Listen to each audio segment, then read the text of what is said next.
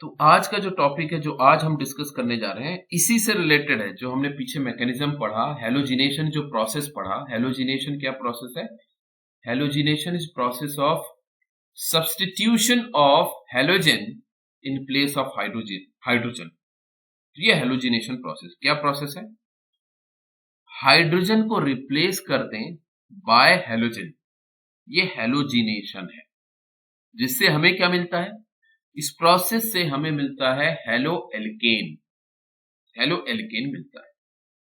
अब ये जो प्रोसेस हमने अभी तक पढ़ा, उसके कुछ इंपॉर्टेंट पॉइंट्स हैं, उन इंपॉर्टेंट पॉइंट्स को समझ लेते हैं। So important points for preparation of alkyl halide. Alkyl halide is nothing but halo alkane. Halo alkane is alkyl halide. तो कुछ इंपॉर्टेंट पॉइंट समझ लेते हैं। इंपॉर्टेंट पॉइंट में ऐसा सोचिए कि अगर मैं एल्केन ले लूं और एल्केन के साथ फ्लोरीन को रिएक्ट करूं तो क्या होगा? ब्रोमीन को रिएक्ट करूं, क्लोरीन को रिएक्ट करूं, आयोडीन को रिएक्ट करूं, अलग अलग केस में रिएक्ट करूं, तो क्या इनके रिएक्शन में कोई पर्टिकुलर प्रॉपर्टी में कुछ चेंज आएगा? ये सवाल है। तो जो फर्स्ट इंपॉर्टेंट पॉइंट हमें यहां नोट करना है, that is related to the rate of reaction with halogen. Rate of reaction का क्या मतलब है?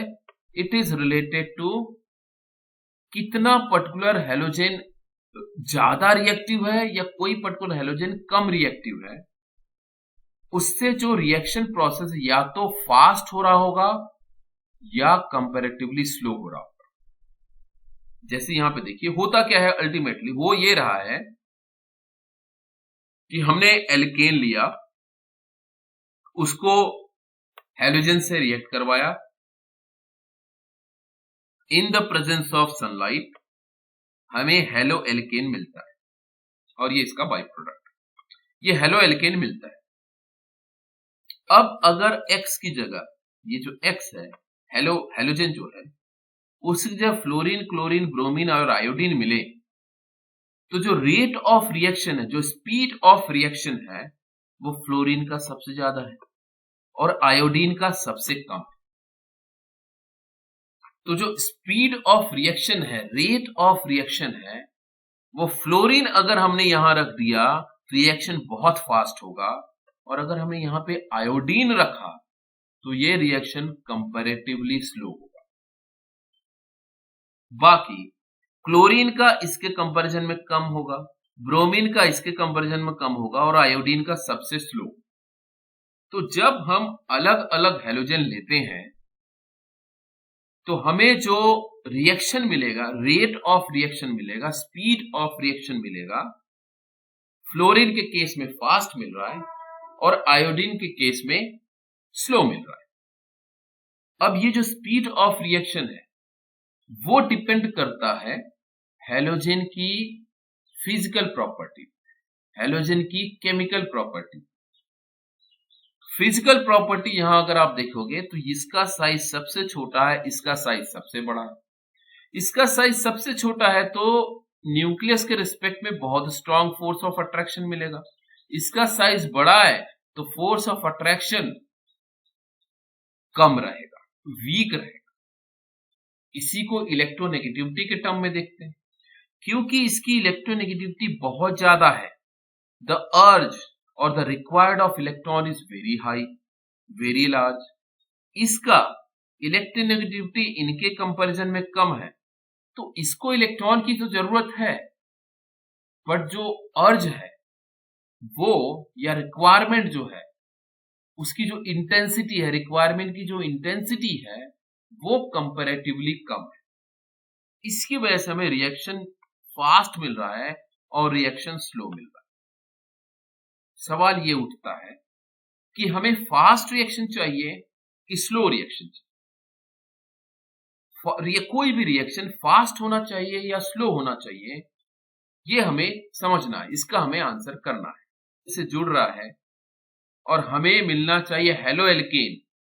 फिर हमें पता चला कि हेलो एल्केन जो है वापस रिएक्ट होके एल्केन और हैलोजन में कन्वर्ट हो रहा है। इतना स्लो भी नहीं चाहिए। और इतना फास्ट भी नहीं चाहिए कि वो fast and furious movie type हो जाए और ये बॉम्ब की तरह ब्लास्ट हो जाए, कंटेनर लैब का पूरा लैब को उड़ा दे, इस तरीके का फास्ट भी नहीं चाहिए। बाकी क्लोरीन और ब्रोमीन के केस में कोई दिक्कत नहीं है, ये दोनों अच्छे लोग। ये दोनों के केस में प्रॉब्लम है, बहुत फास्ट भी नहीं चाहिए, बहुत स्लो भी नहीं चाहिए। तो जब आयोडीन का हेलो एल्केन चाहिए तब क्या करना होगा, और जब फ्लोरीन का हेलो एल्केन चाहिए तब क्या करना होगा। क्लोरीन और ब्रोमीन के केस में तो कोई दिक्कत नहीं। तो ये क्वेश्चन यहाँ पे भी हम छोड़ते हैं कि फास्ट वाले का किस तरीके से सॉल्यूशन किया जाए, स्लो वाले का किस तरीके से सॉल्व किया जाए, थोड़ी देर बाद अभी आ जाएगा।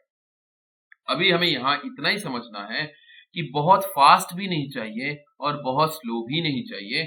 तो क्लोरीन ब्रोमीन जो है ये बेटर है, इनका जो रिएक्शन है, इनका जो रेट ऑफ रिएक्शन है वो बेटर है। ये दोनों केस में हमें कुछ ना कुछ चेंजेस करने पड़ेंगे। क्या चेंजेस करने पड़ेंगे, अगली प्रॉपर्टी पढ़ते हैं। तो जो नेक्स्ट प्रॉपर्टी है that is for iodine. Iodine का क्या बोल रहे हैं, reaction with iodine is so slow that it undergo reversible reaction। क्या हो जा रहा है, ये रिवर्सिबल रिएक्शन में चला जा रहा है। Reaction with iodine is so slow that it undergo reversible reaction। Reversible reaction में चला जा रहा है। हमें तो चाहिए था हेलो एल्केन,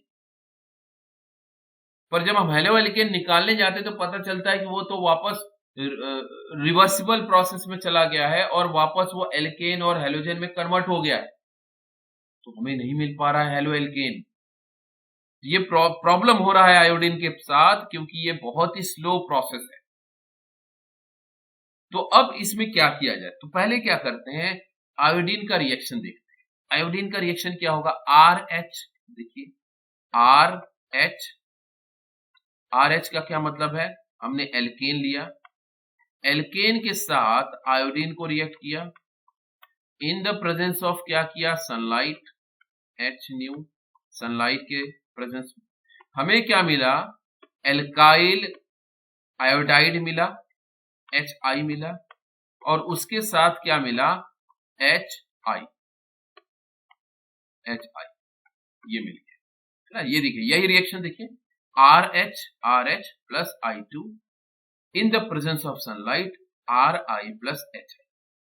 अब ये रिएक्शन इतना स्लो होता है कि ये रिवर्सिबल प्रोसेस में चला जाता है, इक्विलिब्रियम स्टेट में अचीव हो जाता है।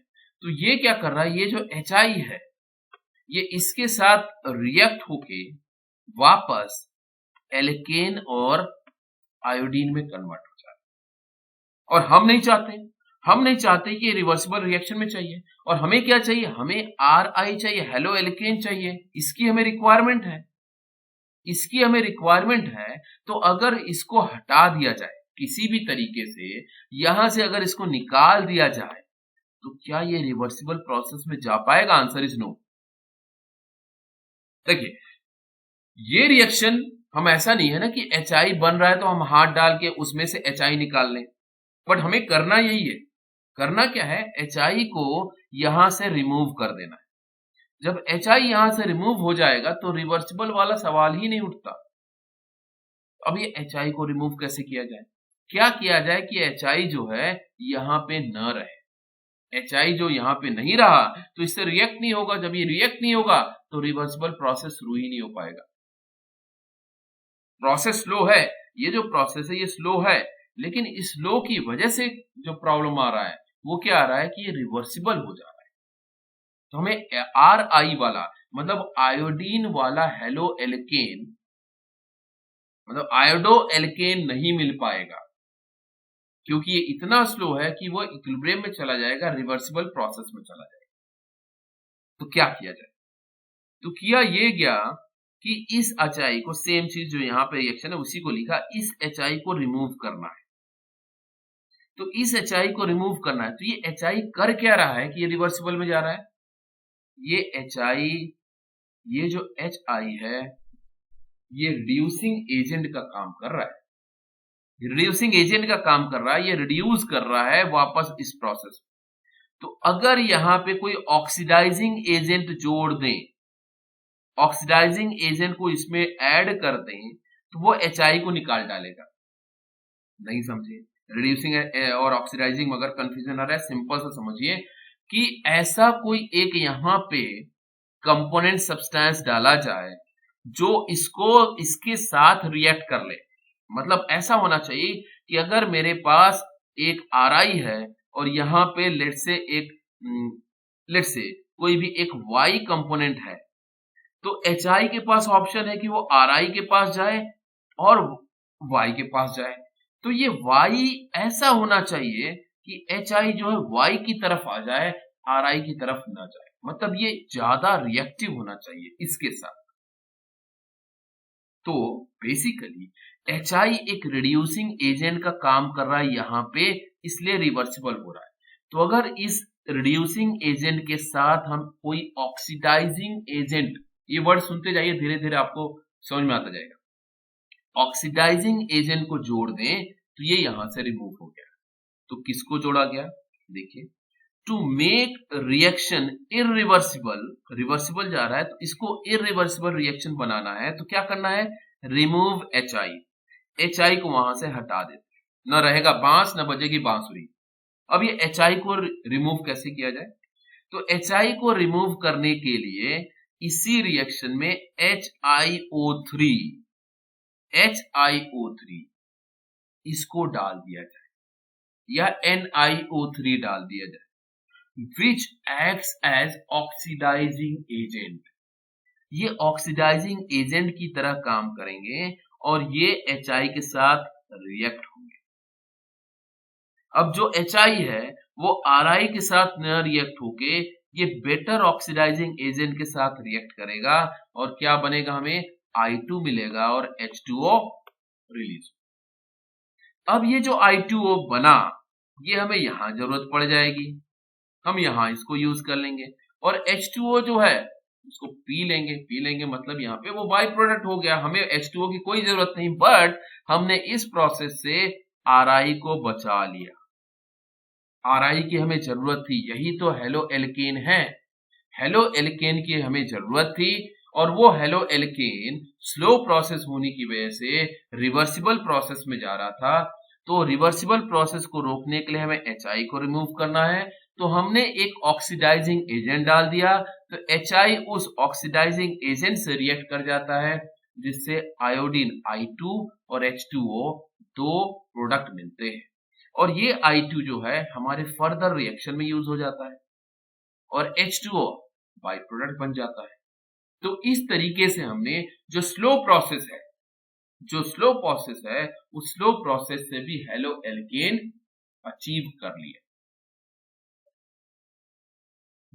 ये जो रेट ऑफ रिएक्शन है विद रिस्पेक्ट टू हेलोजन, इसका मतलब यह है कि हेलोजन चेंज करने से, अलग अलग हेलोजन डालने से रिएक्शन के स्पीड में क्या फर्क पड़ रहा है? तो फर्क ये पड़ रहा है कि जो फ्लोरीन के साथ होगा वो फास्ट होगा और जो आयोडीन के साथ होगा वो स्लो होगा, और इनके क्लोरीन और ब्रोमीन का उसी के रिस्पेक्ट में रेट ऑफ रिएक्शन में चेंज आएगा। So this is rate of reaction with respect to halogen हमने पढ़ा। इसी तरीके से रेट ऑफ रिएक्शन हम पढ़ेंगे विद रिस्पेक्ट टू एल्केन। मतलब क्या हुआ? मतलब ये हुआ कि अगर 1 डिग्री 2 डिग्री 3 डिग्री की बात होने जा रही है, 1 डिग्री 2 डिग्री 3 डिग्री का क्या मतलब है? इसका मतलब ये है, ये हमने पहले पढ़ा हुआ है, फिर से इसको समझ लेते हैं। वो कार्बन जिसके साथ हेलोजन जुड़ा है, वो कार्बन जिसके साथ हेलोजन जुड़ा है, उस कार्बन के साथ कितने कार्बन जुड़े हैं वो बताता है उसका डिग्री। अगर उस कार्बन के साथ एक कार्बन है तो 1 डिग्री, 2 कार्बन है तो 2 डिग्री, 3 कार्बन है तो 3 डिग्री, 4 कार्बन है तो 4 हो ही नहीं पाएगा ना। क्यों नहीं हो पाएगा? देखिए, हमें एक वो कार्बन लेना है जिसके साथ हेलोजन जुड़ा है। अब इस कार्बन के साथ अगर एक और कार्बन जुड़ जाए तो 1 डिग्री वाला केस बनेगा, 2 कार्बन जुड़ जाए तो 2 डिग्री वाला केस बना, और 3 कार्बन जुड़ जाए तो 3 डिग्री का केस बना। 4 डिग्री बन पाएगा क्या? नहीं ना, 4 डिग्री अगर बन गया तो यहाँ हेलोजन हटाना पड़ेगा ना, इसलिए 4 डिग्री नहीं बनेगा, 3 डिग्री तक ही बनेगा। तो अगर 1 डिग्री कार्बन रहा, 2 डिग्री कार्बन रहा, 3 डिग्री कार्बन रहा, तो उस केस में रेट ऑफ रिएक्शन में क्या इंपैक्ट होगा, क्या फर्क पड़ेगा, ये सवाल है। इसका आंसर करिए। केस में rate of reaction with respect to 1 degree, 2 degree या 3 डिग्री केस में देखेंगे तो ये देखिए, ये जो है ये 3 डिग्री है। क्यों 3 डिग्री? इस कार्बन के साथ 1 कार्बन, 2 कार्बन और 3 कार्बन जुड़े, तो इसलिए 3 डिग्री है। इस कार्बन के साथ 2 कार्बन जुड़े हैं, 1 और 2, इसलिए 2 डिग्री है। और इस कार्बन के साथ केवल एक ही कार्बन जुड़ा है, इसलिए 1 डिग्री है। तो इनकी स्टेबिलिटी के बारे में देखें तो this is more stable then this one. और इनके रेट ऑफ, क्योंकि हमें यहाँ पे रेट ऑफ रिएक्शन पढ़ना है, तो जो ज्यादा स्टेबल की तरफ जाएगा वो फास्ट होगा, वो जल्दी हो जाएगा। तो हमें रेट ऑफ रिएक्शन में क्या मिला कि जो स्टेबिलिटी ऑर्डर है 3 degree is more stable then 1 degree, therefore जो रिएक्शन है वो 3 डिग्री का फास्ट है एज कंपेयर टू 1 डिग्री। सी, जो अनस्टेबल है या जो स्लो प्रोसेस है वही तो रिवर्सिबल में चला जाता है। जो इरिवर्सिबल में रहता है वो क्या होता है? फास्ट होता है और ज्यादा स्टेबल होता है। तो हमें यहां यही ध्यान रखना है कि 3 डिग्री वाला ज्यादा स्टेबल रहता है as compare to 1 degree. 3 degree वाला ज्यादा स्टेबल होता है, इसलिए वो एक फास्ट प्रोसेस है। 1 डिग्री वाला कम स्टेबल होता है, वो एक स्लो प्रोसेस। अब नेक्स्ट प्रॉपर्टी देखते हैं। नेक्स्ट प्रॉपर्टी जो है वो स्वाज रिएक्शन जो हम पढ़ने जा रहे हैं, ये स्वाज रिएक्शन हमारे उस क्वेश्चन को आंसर करेगा जो हमने rate of reaction with halogen देखा था। Rate of reaction with halogen में हमने ये देखा था कि फ्लोरीन जो है वो एक फास्ट प्रोसेस करता है और जो आयोडीन है वो स्लो प्रोसेस करता है। तो आयोडीन का प्रॉब्लम तो हमने सॉल्व कर लिया। आयोडीन के प्रॉब्लम को कैसे सॉल्व किया कि हमने ऑक्सीडाइजिंग एजेंट ऐड किया उसके रिएक्शन प्रोसेस में, जिससे क्या हुआ, वो इरिवर्सिबल रिएक्शन बन गया। स्लो होने की वजह से वो रिवर्सिबल रिएक्शन में कन्वर्ट हो रहा था, तो हमने उसके रिएक्शन का स्पीड नहीं बढ़ाया, हमने उसके उस कंपोनेंट को हटा दिया जिसकी वजह से वो रिवर्सिबल बन रहा था, HI। तो HI को रिमूव करने के लिए हमने क्या किया? ऑक्सीडाइजिंग एजेंट डाल दिया, उसने उसके रिवर्सिबल प्रोसेस को इरिवर्सिबल कर दिया। तो ये वाला प्रॉब्लम तो हमारा सॉल्व हो गया था। तो हमें आयोडीन के हेलो एल्केन भी मिले। अब प्रॉब्लम था फ्लोरीन के साथ, क्योंकि फ्लोरीन इतना फास्ट एंड फ्यूरियस था, इतना फास्ट था कि वो एक्सप्लोजिव की तरह रिएक्ट कर रहा था। लेकिन हमें फ्लोरीन के भी हेलो एल्केन चाहिए थे। फ्लोरीन के हेलो एल्केन हमें चाहिए, लेकिन वो अगर हम इस प्रोसेस से जाएं तो इससे हमें क्या मिल रहा है? इससे हमें बहुत ही फास्ट रिएक्शन मिल रहा है, अनकंट्रोल्ड रिएक्शन मिल रहा है। तो हमने क्या किया, इसमें थोड़ा सा चेंज कर दिया, मतलब इसके ये कंपाउंड को हमने कंट्रोल कर लिया। देखिए फास्ट क्यों हो रहा था? बेसिकली फास्ट क्यों हो रहा था? क्योंकि ये इलेक्ट्रोनेगेटिव है। हाई इलेक्ट्रोनेगेटिव होने की वजह से क्या कर रहा था, वो बहुत फास्ट इसके साथ रिएक्ट कर रहा था, दूसरा वाला किसी और के साथ रिएक्ट कर रहा था, फिर आ रहे हैं वो किसी और के साथ रिएक्ट कर रहा है, दूसरा किसी और के साथ रिएक्ट कर रहा है, क्योंकि उस रिएक्शन में एल्केन एक ही थोड़ी ना है, हेलोजन फ्लोरीन एक ही थोड़ी ना है। फ्लोरीन के मॉलिक्यूल, बहुत सारे फ्लोरीन के मॉलिक्यूल हैं, बहुत सारे एल्केन के मॉलिक्यूल हैं, और ये सारे बहुत फास्ट रिएक्ट कर रहे हैं। तो ऐसा कुछ किया जाए कि ये जो फ्लोरीन का जो अमाउंट है उसको थोड़ा सा कंट्रोल किया जाए। कैसे किया गया है इसको समझ लें। द रिएक्शन इज कॉल्ड स्वाज रिएक्शन, और ये स्वाज रिएक्शन एक इंपॉर्टेंट रिएक्शन है, इसको समझ लीजिए, बहुत टफ नहीं है बट इंपॉर्टेंट है। ये एक इंपॉर्टेंट रिएक्शन है, स्वाज रिएक्शन एक इंपॉर्टेंट रिएक्शन। अब इसमें होता क्या है, this method is used to prepare alkyl fluoride. तो व्हाट इज स्वाज रिएक्शन अगर बोला जाए, स्वाज रिएक्शन याद रखेंगे, स्वाज reaction is used to prepare alkyl fluoride, मतलब फ्लोरीन के हेलो एल्केन बनाने के लिए this is best method. Fluorine को बनाने के लिए ये एक अच्छा मेथड है। फ्लोरीन के हेलो एल्केन हमें बनाना है। हेलो एल्केन के साथ फ्लोरीन को जब हम लेते हैं उसके साथ प्रॉब्लम है, क्या प्रॉब्लम है कि वो बहुत ही फास्ट रिएक्शन करता है। तो हम क्या करते हैं, स्वाज रिएक्शन में कर क्या रहे हैं, as fluorine is very reactive, तो हम फ्लोरीन के एलिमेंट को डायरेक्टली रिएक्शन के लिए नहीं लेते। हम फ्लोरीन के एलिमेंट को डायरेक्टली रिएक्शन नहीं ले रहे हैं, तो मतलब क्या कर रहे हैं, हम क्लोरीन का, यहां देखिए हम क्लोरीन का एक हेलो एल्केन ले रहे हैं। क्लोरीन के एक हेलो एल्केन के साथ फ्लोरीन का एक कंपाउंड जो कौन सा है, AgF, सिल्वर के साथ फ्लोरीन का कंपाउंड ले रहे हैं और इन दोनों को रिएक्ट कर रहे हैं। इसकी वजह से क्या हो गया कि जो रिएक्शन प्रोसेस है वो स्लो हो गया।